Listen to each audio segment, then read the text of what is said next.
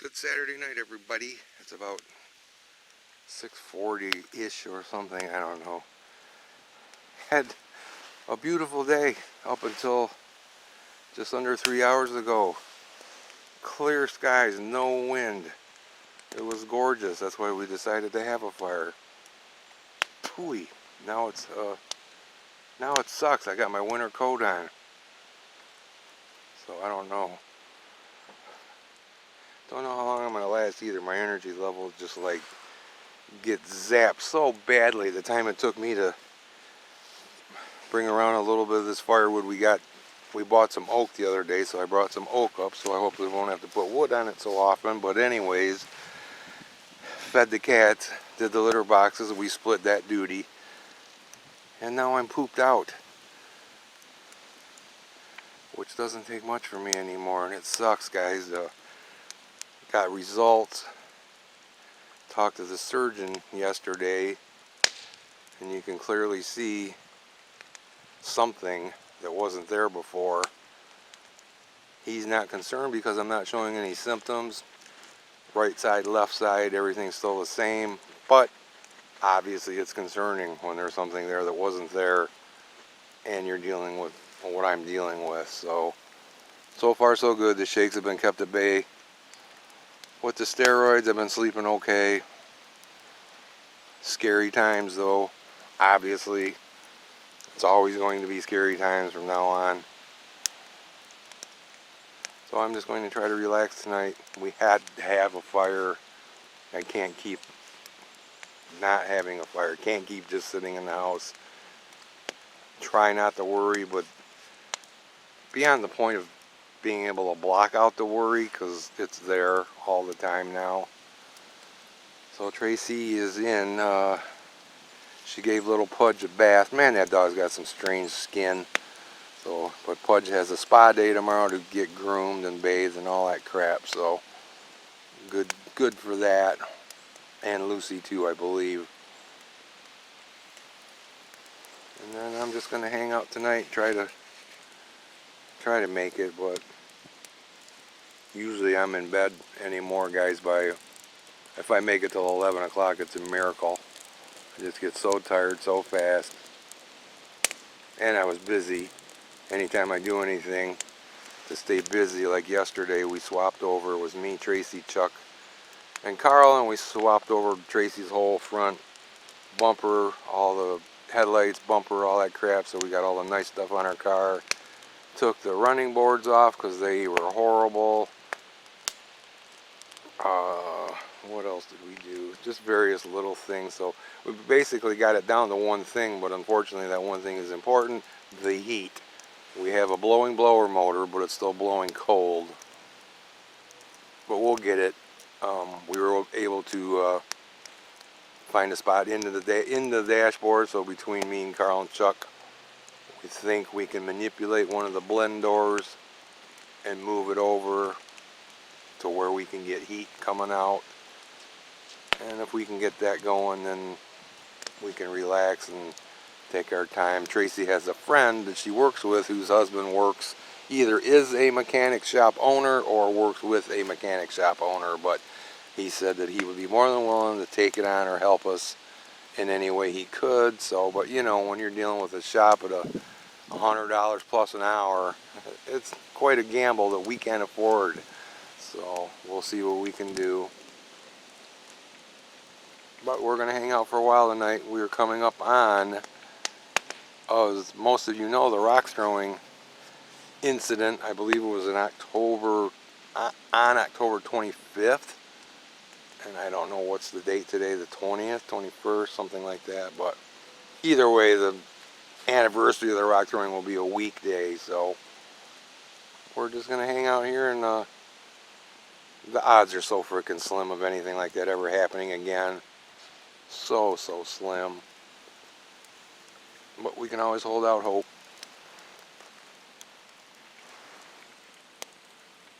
We shall return. Alright guys, I got a cool little story to tell you after this. I almost forgot about it, but it has to do with cancer and another person, and the way this story worked out is quite amazing.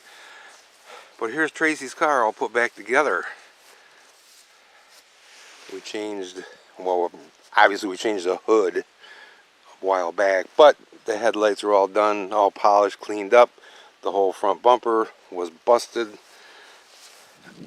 on the one that we bought. Now she has an intact vehicle that way. We took off those horrible running boards that bashed your shins quite often, actually. What a pain.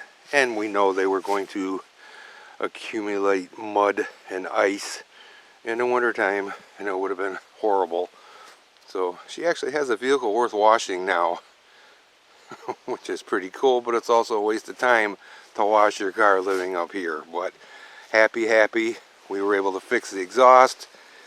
Much like the fuel lines that we had an issue with, they actually made replacement a kit with 3 lines to fix all 3 lines.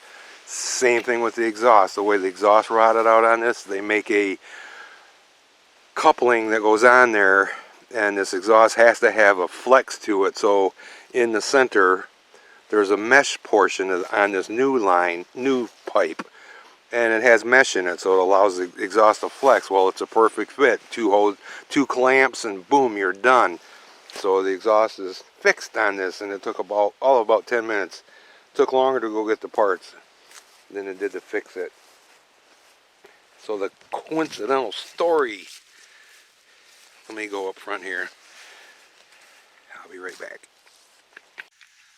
Alright, here is this weird, twisty story. You all know my neighbor Art passed away, and we ended up with some things out of the house. We ended up with his refrigerator. Well, after having it here for all these months, basically keeping next to nothing cold, so I paid for electricity on that stupid thing for 4 months, which averaged about $25 to $30 a month. I'm like, we are getting rid of this thing. It's costing us bunches of money for no good reason. So I put it up for sale, and day before yesterday I had somebody interested. I can't remember the guy's name, but anyways, he came right down to, how far away from Claire are you? I said 20-25 minutes, depends on how long it takes you to drive. Okay. So about an hour later, he texts me back. He goes, well, if you got anybody else that's interested in it, go ahead and let them have it. I'm not going to be able to make it over there today, because I had told him there was someone else interested. Well, little did I know how this was going to work out. So I got back with, I honestly can't remember her name. We did end up meeting. His name is John. But when she told me they were close by, they actually knew the guy that was working on Tracy's car, Rob, from Rob's Towing, which was quite coincidental too. But anyways, she tells me that her husband, John, I think it's her husband, he also has cancer. He's a few years older than me. He's definitely a little bit worse off than me, because he has lung cancer, so he was struggling at times. But anyways, they came over, and it was one of those things that's like, because that other guy backed out, I ended up meeting this guy, and I really feel like I met this guy for a reason, because he was really down in the dumps, man, as you can imagine when you're like really not feeling. He had to keep bending over to catch his breath and stuff like that. And so once we got, and he actually helped, between the 3 of us, we were able to load the refrigerator up, because it's not that heavy, so we got it in there. But anyways, we ended up chit-chatting. Come to find out, we both had the automotive mechanic thing in back, our handyman stuff, all this crap in common. We're both wearing do-rag bandana things over our effed up heads from the cancer treatment and all that crap.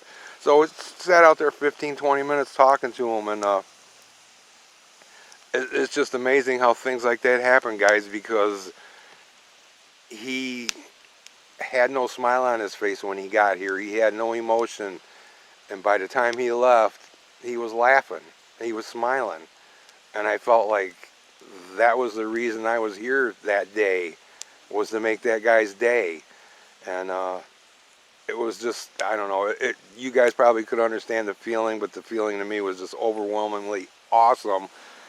And I felt so strongly about it that I actually messaged her later that day. I'm like, hey, just want to let you guys know, or let you know, that I really feel it was awesome to meet John and you, and I really feel like we met for a good reason. I said, because John really did not look to be any kind of happy whatsoever. I said, but by the time you guys left, he was smiling. I said, you know how good that made me feel? To make him smile, to make him laugh a little bit. And a couple hours later, she texted me back. She goes, oh my God, you're right. He is so happy to have met you. And, you know, just little, you know, just chit chat, chit chat, chit chat. And it's like, only because that other guy backed out from buying that refrigerator did all of that happen. And I truly believe, I'm not a big karma guy, but that happened for a reason. That other guy backed out of buying that refrigerator for a reason. So, kind of made a new friend. Well, actually, I did make a new friend. We are now friends on Facebook. So, I just thought that was really awesome, guys. It's like, you don't run across, especially living where we live, you do not run across things like that often. Not often at all.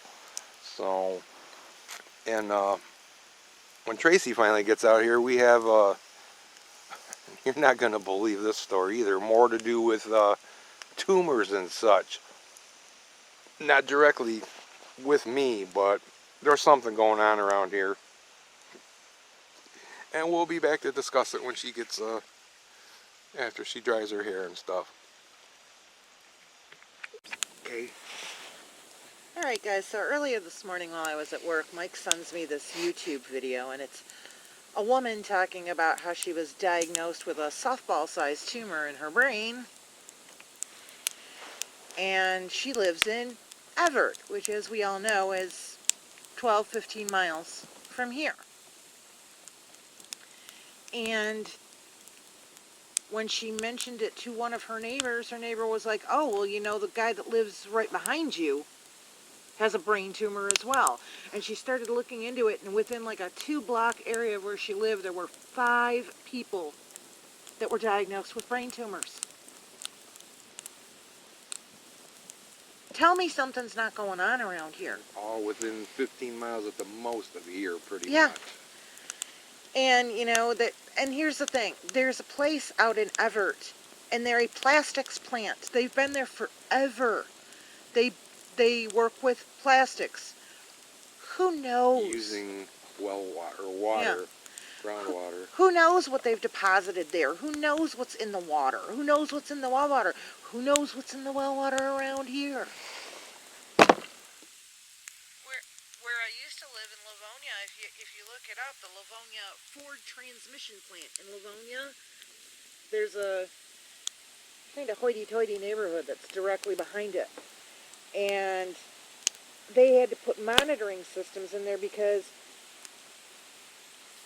they claimed that, you know, any contamination was contained within the Ford property. It's not. It's leached out into these neighborhoods, and these people are getting traces of all these heavy metals and stuff in the groundwater surrounding their homes, and their home values have plummeted because nobody wants to live in that neighborhood anymore. Because you can just see it. It's just going further and further. You can look it up online, and it's going further and further from that Ford plant than they ever thought it would, and it's traveling in the groundwater. When was this article? When was this video? Did you notice the date? Today. That it was a today brand or new video? yesterday. Okay. It was brand new. Wow.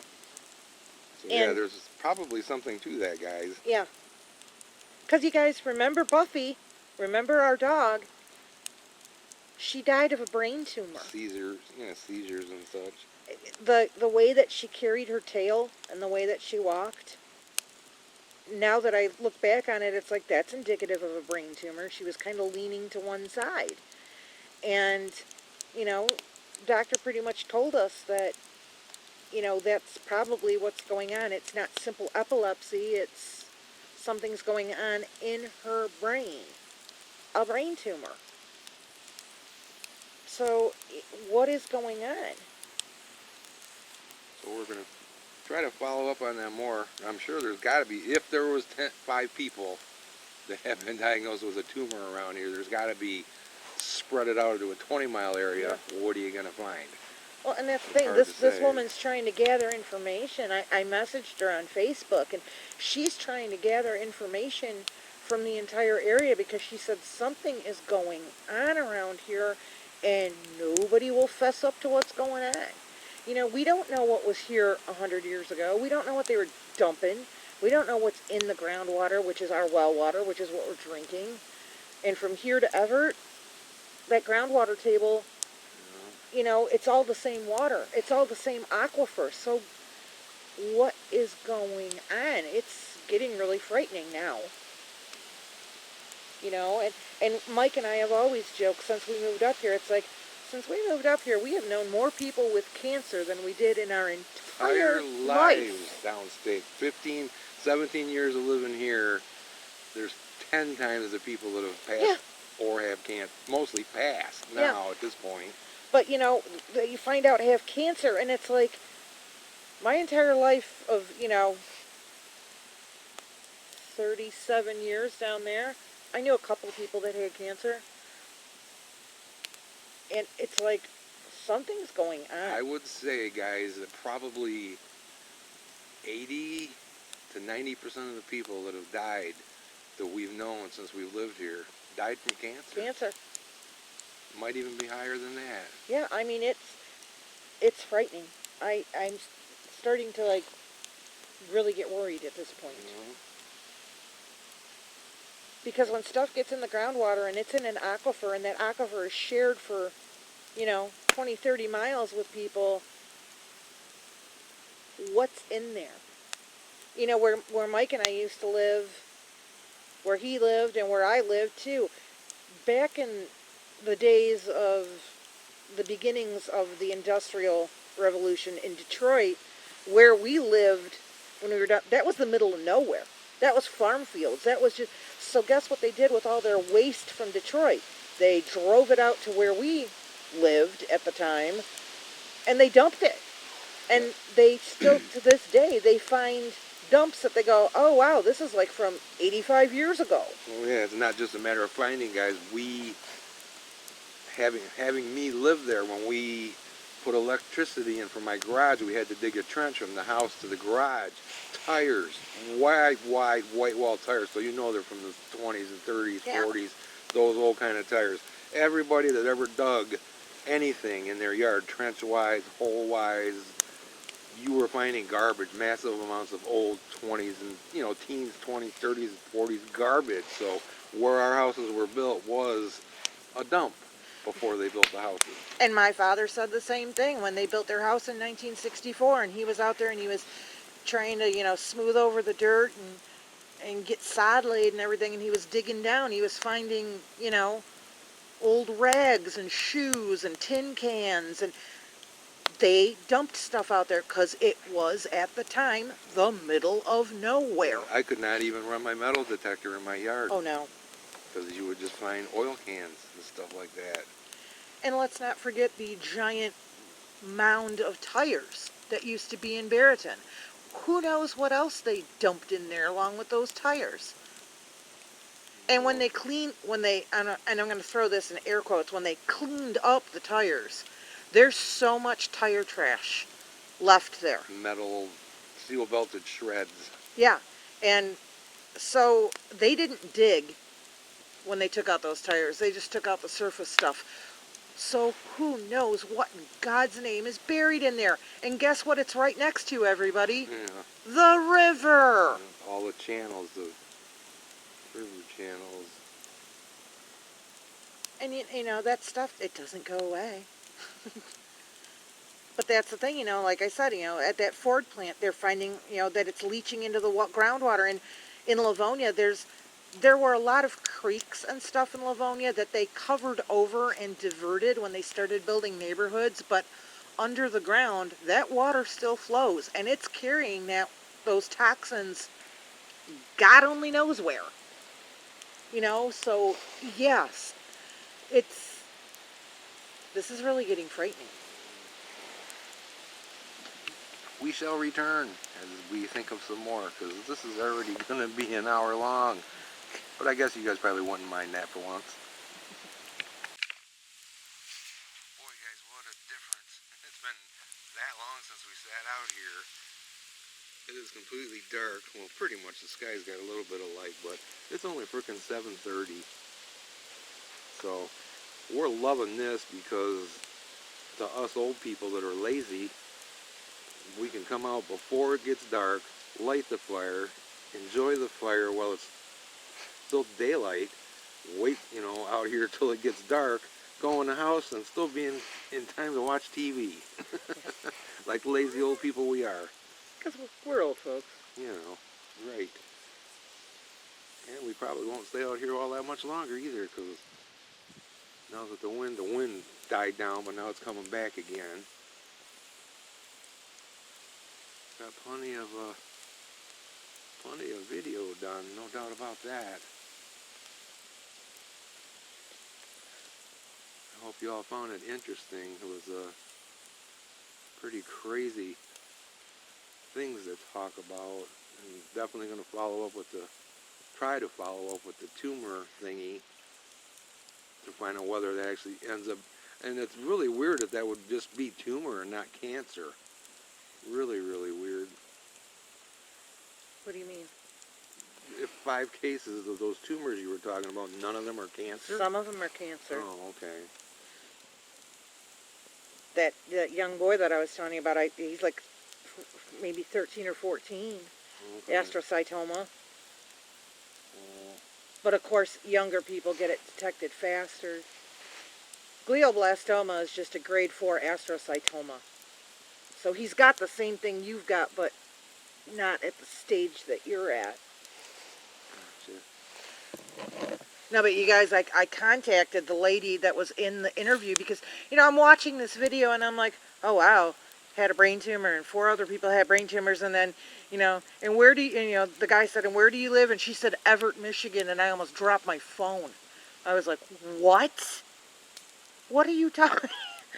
And I found her on Facebook and I messaged her. I'm actually speaking to her right now. And she was like, how did you hear about this? And I said, I sent the link to your interview this morning. So two small world stories there we shared with you today. Yeah. It's just so bizarre. Well, the thing is, our aquifer is their aquifer. The aquifer for Everett and Barrington, that's shared. So yeah, a whole lot of it is too. Ice Mountain. Ice Mountain is stealing water from everybody around here. yeah, that's our aquifer. When you're drinking Ice Mountain water, you're drinking our well water and paying for it. And ice water. Ice Mountain is in Stanwood, which is 30 miles from here, Yeah. something like that. 25 to 35 miles from here. It's quite far, It's our water. So yeah, lots of underground water here. Okay, so now you got this bottled water company that's pumping water out of the ground, and if they come to find out that this water has some type of Contaminant? God only knows what that they don't test for, that it's now you're spreading this further Around than the it would, world. further than it would actually get.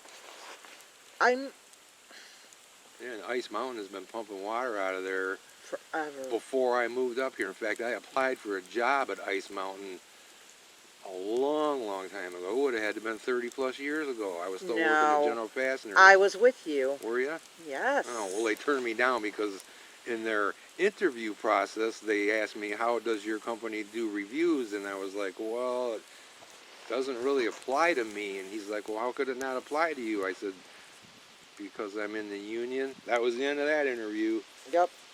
That interview was over. No union people welcome here.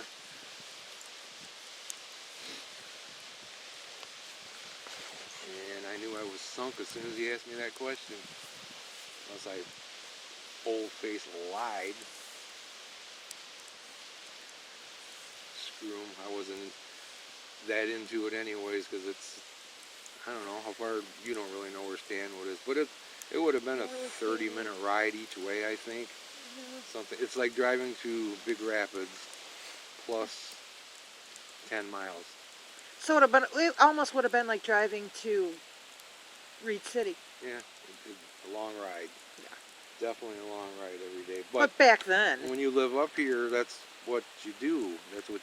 But Yeah. I never would have because I was city boy spoiled. Yeah. You know, I only lived 10 minutes from work for yeah, 22 years. there's people up here, you know, it's like to drive, you know, to live here and to drive to Grand Rapids every day for work, it's like There's that's nothing. yeah, You know? because if you want a good paying job, that's what you have to do. And yeah, they don't think anything of it, and I'm like, oh, that's horrifying to me. Uh-huh. I didn't like it when I lived in Livonia and I worked in Ann Arbor. That But I sucked. lived, when I lived in Westland and worked in Livonia, that was awesome. It was like 8 minutes. But then when after I had my daughter and stuff, and wanted to play grown up, I got a house, moved into my mother-in-law's house at the time in Lincoln Park, and then had to drive to Livonia to work, and that was a good 25-minute ride. And that was, oh It God. was horrible. And that was city driving. You know, See, the thing is, you know, it's like a 25-minute drive for me to get to work every morning, but it's nothing because nothing. there's no traffic. Well, One stoplight. turkeys, deer. You have to watch for deer. Lots of deer. But, and Yeah, one stoplight. and farm equipment. Oh, you guys, the other day, I was driving the Concorde, and of course, as we've told you, the Concorde's headlights are completely useless. And so when I'm driving in the dark, I'm just like, please don't let anything run out in front of my car. And I get behind a combine at 6:30 in the morning. Now, first of all, if you're a combine at 6:30 in the morning driving down the highway, maybe you should pull over and let people pass you. There were like 8-10 cars piled up behind this guy, and I was like the fourth car back. Well, the people in front of me, for what reason I cannot possibly tell you, were not passing. If I would have been in the Buick, I would have just blown past all of them, but being in the Concorde with no headlights, I can't pass 4 or 5 cars. I can't see. I was stuck behind him for like 5 or 6 miles, and I was like, I'm going to shoot this guy. Because it was obnoxious. He had many, many chances to pull over onto side And streets. it's wide open out there. Yeah.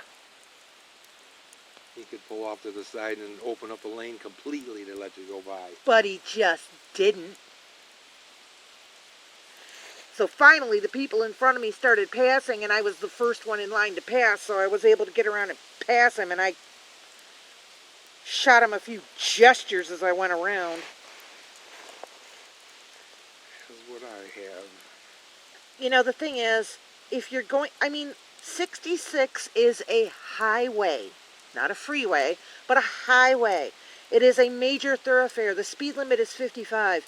If you need to drive 10 miles to get your combine to your field, take the side roads. It really doesn't matter to you, does it? Because it's not like you can go 55 anyway. It's obnoxious. Hope you guys enjoy a long one, because I don't know. I'm going to be forced to edit this video, try to, on my phone, because our computer is dying. So I lost my ability to edit the way I used to. So you might end up getting 35 minutes all once here, guys. So I know a lot of you don't care. I don't like to make them that long, but because you lose interest. We're probably going to head in here shortly anyway, so because we are definitely pushing 8 o'clock now. No, So, yes, God God forbid. forbid us old people, you know. Nope. You know, I used to not even be getting ready to go out at 8 o'clock at night. Yeah, I'm getting out of your jammies at 8 o'clock.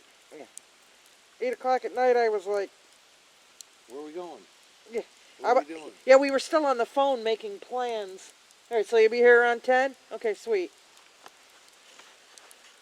Well, you didn't get to City Club before 11. If you made it there between 11 and midnight, you got $3 pitchers. Yeah. But you didn't get there before 11. They opened at like 10, but nobody got there at 10. Drunky, drunky.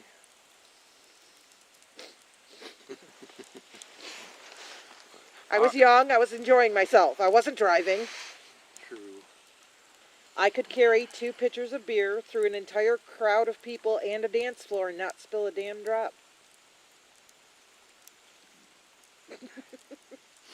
I'm not proud. It's just a skill. I just remember Sandell, do you need any cups? Got that spout thing right on the front of there. What do I need a cup for?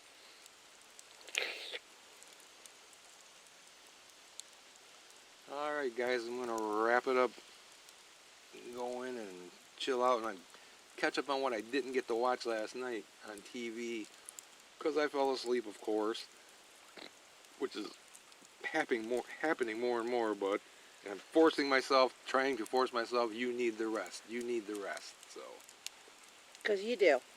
I know I do, but it just sucks to be exhausted like this, guys, and nothing I'm doing is helping. Nothing's making it any better. It's there every day now. And I'm just afraid I'm just going to keep getting more tired. And it's scary. But Your body's weak. You're in recovery still, so, just... Yeah, but thanks for listening to us ramble tonight. I'm glad we were able to get out and do this finally. We both miss it, obviously. Yeah. We're going to keep trying, but as it gets colder, and as we are getting older, the odds of us sitting out in the cold are diminishing. Oh, you'd be surprised, though. Sometimes lighting a big old fire and sitting out here in our boots and hats and everything else, just like, why are we doing this? Yeah, sometimes it does rejuvenate you, so. Yeah. But, alright, guys, thanks for hanging with us. Check back in with you in the near future.